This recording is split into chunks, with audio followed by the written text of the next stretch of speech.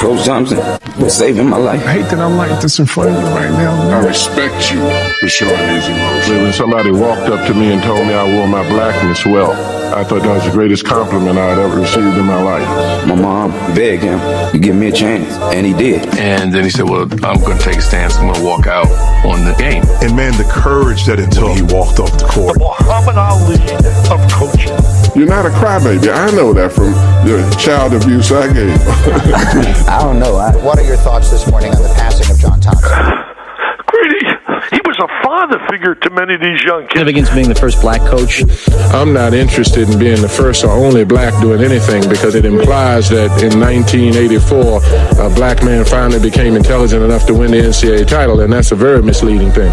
You're just another pampered athlete who blew an opportunity. He always talked about it to play the basketball. At some point, that basketball is going to stop bouncing. A hype around Georgetown basketball, an aggressive approach towards winning. I chose to go to Georgetown because of John Thompson. 97% of his players stayed all 4 years and left with a college degree. His intelligence, his vision. He was a pioneer.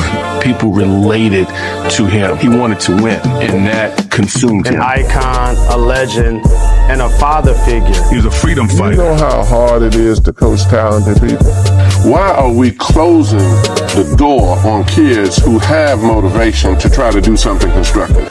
All these folks that say, well, John was a racist, and we've talked about it in the past. How do you feel you should be perceived, and do you even care that you happen to be the most successful big black college? Well, I don't give dignity to the answer, George. You understand what I'm saying? Again, as I've said to you before, I think what we've talked about is amazing. My life, by its nature, has been far more integrated socially and from a work standpoint than 90% of people who question and challenge what I am.